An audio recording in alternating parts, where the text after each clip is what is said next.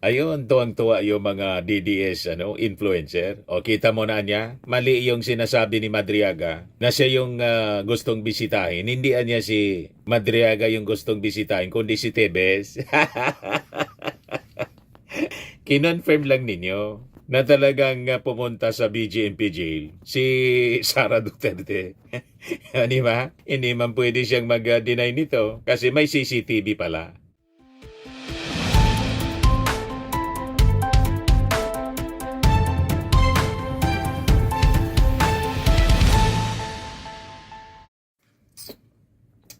Hello po mga kababayan, si Dante Maravillas. Pag-usapan natin yung issue ng sabi, pagbisita mga kababayan ni Sara Duterte sa kulungan po ni Tebes. Kasi tuwang-tuwa yung mga DDS na pinapalyabas nila. Malian niya yung naging claim ni Ramil Madriaga na siya yung binisita. Hindi mapala siya yung binisita, kundi si Tebes.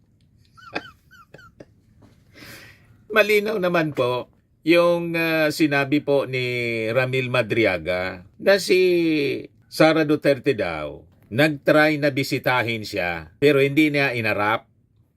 So malamang mga kababayan, yung pagbisita niya kay Tebes, cover.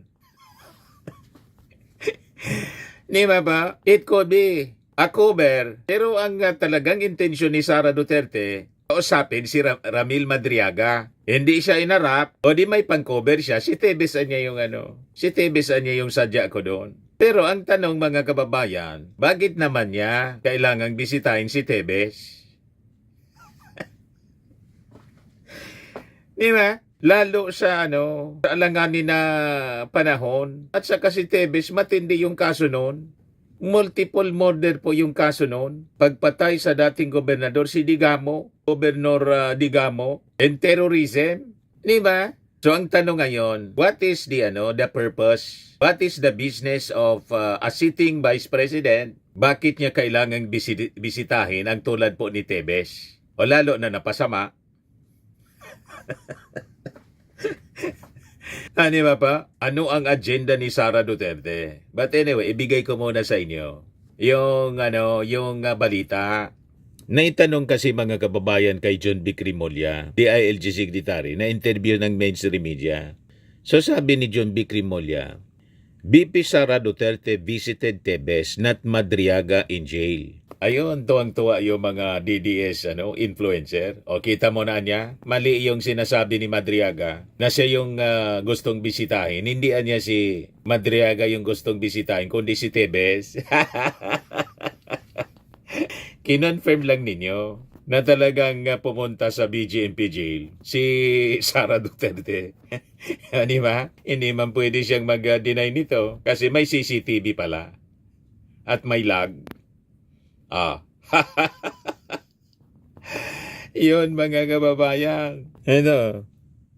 Sabi dito, Interior Secretary John B. Crimolia confirmed that Vice President Sara Duterte visited the Bureau of Jail Management and Penology Detention Facility at Camp Bagong Diwa in Taguig City. But he clarified that Duterte was there to see dismissed Negros Oriental Representative Arnolfo Arnitieves Jr. and not her supposed former aide in alleged bagman Ramil Madriaga. Sabi po ni John B., she went there but she talked to Arnitieves, not to Madriaga. Di consistent pa rin mga kababayan sa sinabi ni Madriaga na hindi ko niya hinarap. You see, consistent pa rin. So, ang importante po, mga kababayan, na-establish na si Sara talaga pumunta sa BGMP jail at si Tebes yung kinausap. So, open siya sa possibility na malamang ginamit si Tebes bilang cover. Si Tebes ang kakausapin, pero parte sa target na sana kausapin si Madriaga kaya lang nag-refuse. Yun ang sabi ni Madriaga, mamaya i-share ko sa inyo yung sinabi ni Attorney Palad, abogado ni Ramil Madriaga, dating sabi alleged bagman ni Sara Duterte, na nag-execute po ng affidavit na inaakusa si Sara na ang nagpundo kay Sara po pogo at droga. Bilyon-bilyon ng pera ang dumaloy, mga kababayan. Base yan sa affidavit na in-execute ni Madriaga. So ang sabi, yung pagbisita daw nangyari October 19, sabi ni Remulla, Tebes is accused of masterminding the assassination of his political rival, former Negros Oriental Governor Roel Digamo, in March 2023. So lalo na mapapataas ang kilay mo talaga. Ano ang purpose ni Sara Duterte na bisitahin po si Digamo? Vice Presidente, sitting Vice President. Ano yung inyong motibo, ang intensyon? Why of all people, ang isang Arnie Tebes, bibisitahin mo, anong importanteng agenda mayroon ka? Di ba pa? Mga kababayan, talagang mapapataas yung kilay mo. It raised more questions, mga kababayan, and doubts sa motibo. Why of all people si Digamo? O si Digamo, si Tebes, bibisitahin mo sa kulungan. Ang daming sabit po ni Tebes. Makulay ang buhay, mga kababayan, ni Tebes. So according to Remulla, Duterte's visit to the BGMP facility was captured on a closed-circuit television camera or CCTV. Adding that the jail warden was with her throughout her visit. Ayan yung kwento ng warden, mga kababayan. Pero alangan man, ikwento lahat.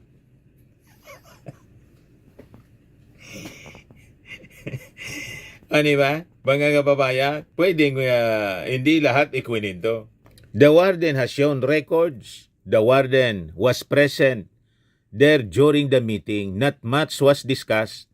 They only exchanged pleasantries. Sabi po ni John Vic. So that was the extent of the report to me. Yan man lang yung report sa kanya. So pwedeng kompleto yung report, pwedeng kulang.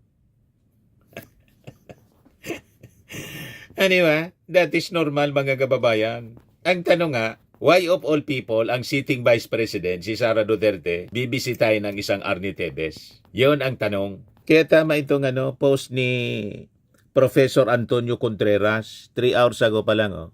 The visit by Sara to Tebes is hailed by the DDS as a win. In fact, if true, it behooves us to ask more questions. What is she doing there? Why Tebes? And besides, John Vic Remulla only took the records. In the words of BGMP officials, it does not mean that this is what actually happened. Diba? Yun lang yung yung kwento sa kanya ng BGMP officials. Alangan man, mga kababayan, ikwento lahat. Diba? So ang daming dapat ipaliwanag ni Sara, mga kababayan. Sabi dito sa balita, earlier Raymond Palad, one of Madriaga's lawyers, claimed that Duterte made 2 visits to the BGMP facility to persuade his client not to continue with the expose against her. Madriaga, who said he started working for Duterte as an aide when she was still Davao City Mayor, earlier asked the ombudsman to investigate her. In an affidavit, he claimed he delivered large amounts of money to various individuals upon her orders. Madriaga also said he formed the movement Inday Sara is my president in 2020 in preparation for the campaign for the presidency in 2022. He alleged that it was funded by Philippine offshore gaming operators and drug dealers.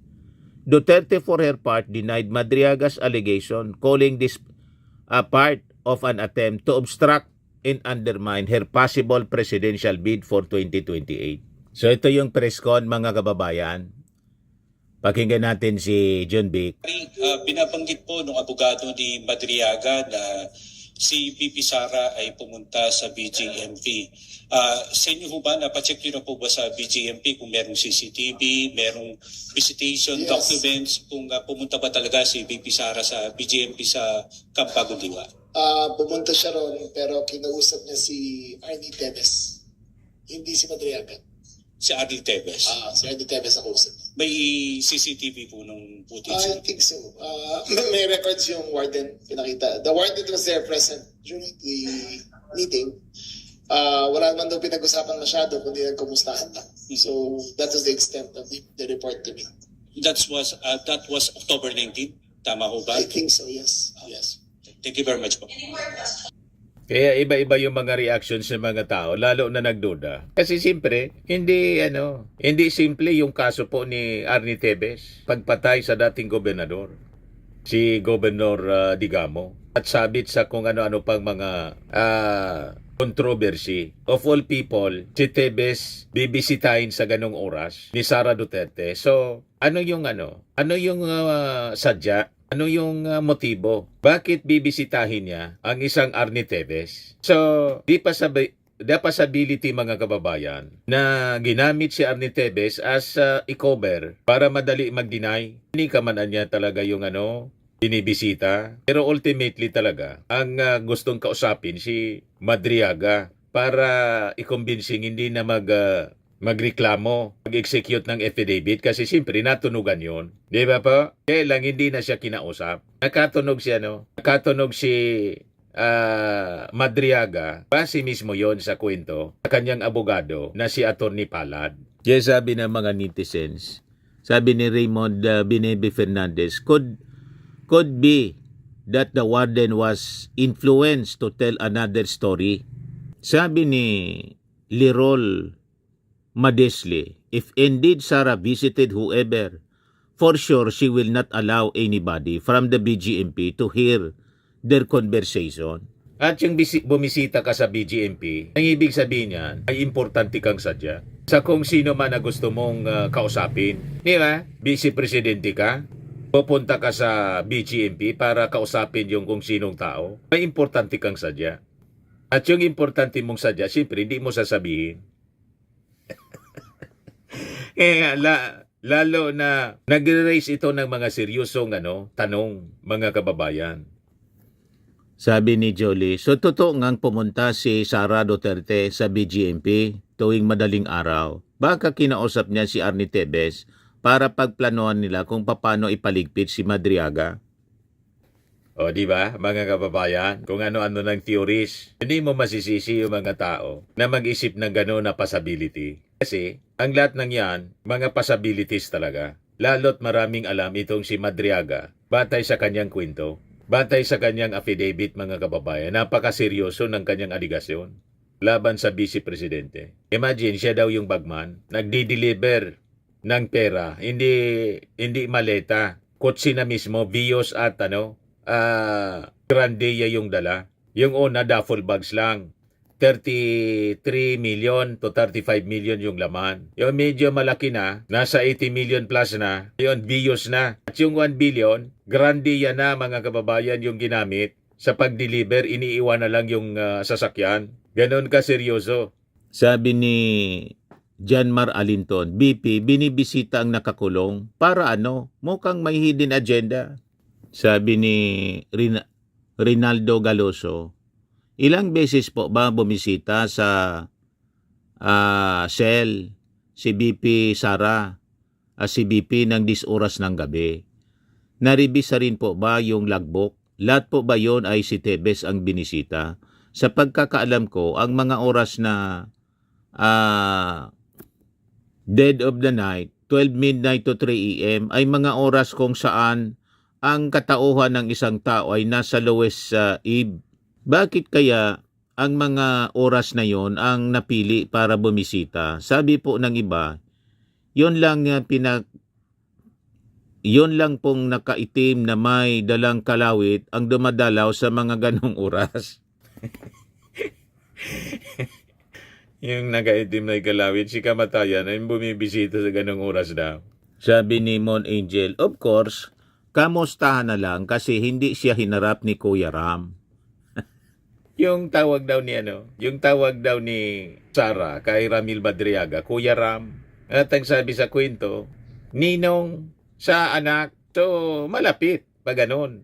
Sabi ni Norland Prianes Ricio, malapit talaga ang mga Duterte sa mga kriminal. Sabi ni Lex Francisco, so bakit nagkumustahan? You see? Malamang kasi hindi inarap, si Tevez na lang yung kinumusta. So yun ang mga possibilities, mga kababayan. Para may rason na inimanan niya siya yung aking pinuntahan, si Tebes. So may depensa. Ito yung sinasabi na yung tawag ni Sara. Pero sa Sara, si Ram. But anyway, subaybayan na lang natin yung mga susunod na kwento nito. Kasi doon naman sa affidavit ni Madriaga, ang sabi niya, I reserve the right to submit another affidavit on other matters pertaining to VP Sara Duterte, Attorney Manases Manscarpio, Colonel Dennis Nolasco, Colonel Raymond Dante Lachica, Ombudsman Prosecutor Ryan Ray Kilala, OBP spokesperson Reynold Monsayak, and other persons who were involved in the distribution and delivery of money in other related matters. So marami pa tayong abangan na kwento. Okay po, mga kababayan. So yan man lang yung ating short video ngayon. Atid sa inyo nitong I Am Worldwide Amazing Pure Organic Barley Powdered Drink Mix from Australia. May amazing 5 days piso deal po ngayon ang amazing barley. Get free 35 boxes. Sa gold, sa platinum, get free 100 boxes. Sa jade, get free 150 boxes from December 23 kahapon to December 27, 2025 only. For your inquiries and orders at sa gustong magnegosyo nito, dumiretso na lang kayo sa Facebook account ng aking anak, Chris Maravillas. So lagi nating tatandaan mga kababayan sa buhay, you become what you believe. Ako po si Dante Maravillas. Bye-bye. God bless.